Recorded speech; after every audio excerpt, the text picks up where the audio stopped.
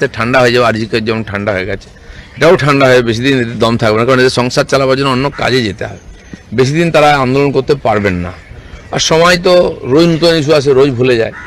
সেজন্য মমতা ব্যানার্জি কোর্টে যাবেন না, কারণ সমাধান চান না। কেন এই মাসে দেবেন না? এপ্রিল মাসের মায়না দিন। মার্চ মাসে ঘটনা ঘটেছে, তো এপ্রিল থেকে মায়না শুরু করুন, দিয়ে দেখান। আপনার সে মুরদ নেই, আপনার যোগ্যতা নেই, আপনার ইচ্ছাও নেই। মমতা ব্যানার্জির ভেঁপু হয়ে আপনি কথা বলেন। উনি শিক্ষামন্ত্রী, ওনার কোনো দায়িত্ব নেই? যদি সামান্য মানবিকতা বোধ থাকে, তা আপনি ম্যাডামকে কনভিন্স করে লিস্টটা কোর্টে জমা দিয়ে দিন, তাহলে ঝামেলা মিটে যায় না। ব্রাত্য বসুর তো দায়িত্ব এটা। ওনারা জানেন হারবেন, হাইকোর্টে হেরেছেন, সুপ্রিম কোর্টে হারবেন, তো কেন ওনারা তৈরি থাকেননি? আসলে ওনারা চান না এই সমস্যার সমাধান হোক। তাহলে 8,000 লোককে আবার জবাব দিতে হবে, যাদের কাছে 800 কোটি টাকা লুট করা হয়েছে, আর তার মধ্যে ভাগিদার সবাই আছে। এসব আইওয়াশ করা হচ্ছে, বোকা বানানো হচ্ছে, টাইম নষ্ট করা হচ্ছে, যাতে সমস্যাটা চাপা পড়ে যায়। তখন যাদের চাকরি চলে গেছে, চাকরি হারা, তারা বসছেন। তার আগে ডাক্তাররা, তার আগে 4 বছর 5 বছর ধরে বিভিন্ন স্তরে এসএসসি পাস করে, টেট পাস করে, বা প্যারা টিচার পার্ট টাইম, তারাও তো ধর্ণা দিচ্ছেন, এখনও দিচ্ছেন। তো লাভ কি হয়েছে? এই সরকারের কাছে বলে কোনো লাভ নেই। যারা ভুল করে তারা শুধরে নেয়, যারা অন্যায় করে না, তারপরে অন্যায় করতেই থাকে, আর সেটাকে ঠিক বলে জাস্টিফাই করার চেষ্টা করে, যেটা মমতা ব্যানার্জি করছেন। এদের কাছ থেকে কোনো আশা নেই। আগেরগুলো কী হবে আমি জানি না। হ্যাঁ, যদি এসএসসি চায় যে সমাধান হোক, তাহলে তারা যারা যোগ্য আছেন পরীক্ষা দিয়ে চাকরি পেয়ে তাদের এটা সাবমিট করুন লিস্টটা, সেটা করবে না। তো সেই জন্য এদের সঙ্গে বৈঠক করা মানে খালি টাইম কিলিং করা, সময় নষ্ট করা। ওরা সেটাই চাইছে আস্তে আস্তে ঠান্ডা হয়ে যাবে, আরজিকের যেমন ঠান্ডা হয়ে গেছে, এটাও ঠান্ডা হয়ে বেশি দিন এদের দম থাকবে না, কারণ এদের সংসার চালাবার জন্য অন্য কাজে যেতে হবে। বেশি দিন তারা আন্দোলন করতে পারবেন না। আর সময় তো রোজ নতুন ইস্যু আসে, রোজ ভুলে যায়। সেজন্য মমতা ব্যানার্জি কোর্টে যাবেন না, কারণ সমাধান চান না। কিন্তু তারা যান, বা অন্য পক্ষ যারা লড়েছেন, বা বিকাশবাবুর মতো লোকেরা যারা এই কেসটা নিয়ে পুরো লড়েছেন, তাদের কাছে গিয়ে এই সমাধানটা চাওয়া উচিত কোর্টের কাছে, যে এই 18,000 লোকের চাকরি দিন এবং ডকুমেন্ট সাবমিট করা উচিত। কিছু লোক করে খাচ্ছে, স্কুল আছে তো টিচার নেই, টিচার আছে তো স্কুল নেই, টিচার আছে স্কুল আছে, স্টুডেন্ট নাই, স্কুল নেই, বই খাতা পড়াশোনা কিছুই নেই, পরীক্ষা নেই।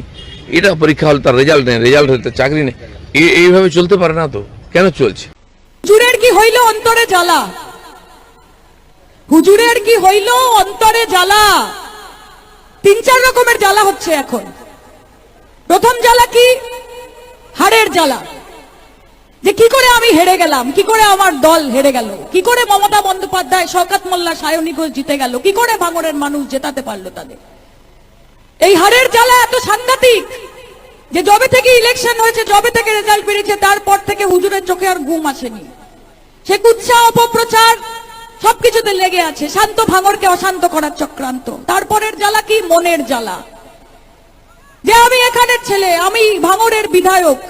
সায়নী ঘোষ একটা বাইরে থেকে, একটা যাদবপুরে থাকে একটা মেয়ে এসেছে, ভাঙড়ের সাথে তার কি এত লেনা দেনা, ভাই ভোটে দাঁড়িয়েছে।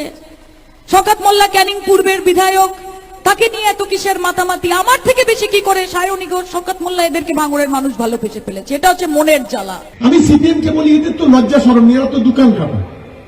এটা ব্রিগেড সভা হলো না পিকনিক সভা হলো? আবার শুনলাম 500 করে টাকা দিয়ে নাকি হচ্ছে লোক নিয়ে এসছে। আজকে আমরা এই দুটো বিধানসভা মিলিয়ে যা লোক জমায়েত করেছি, তার হাফ লোক ব্রিগেডের মাঠে হয়নি। আপনারা দেখবেন তার হাফ লোকও হয়নি।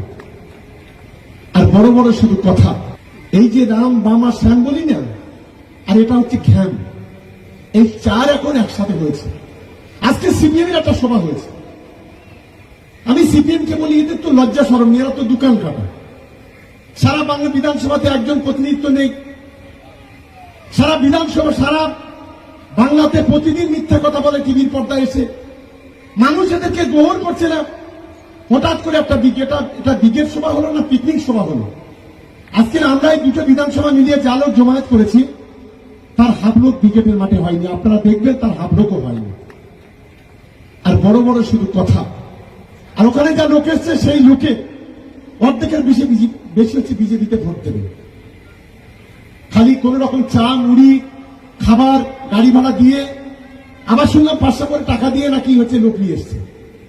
এই হচ্ছে বিষয়। তাই এই রাম বামার সাম, দিদি বারে বলে যদু মধু, আর একজন বলবো না, ওই ভাষাটা বলতে পারবো না, বলা ঠিক হবে না। এই 3 জন এক হয়েছে।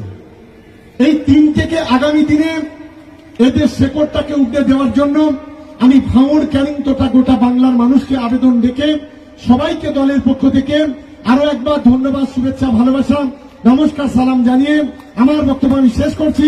জয় হিন্দ, বন্দে মাতরম, তৃণমূল কংগ্রেস জিন্দাবাদ, মমতা বন্দ্যোপাধ্যায় জিন্দাবাদ, অভিষেক বন্দ্যোপাধ্যায় জিন্দাবাদ।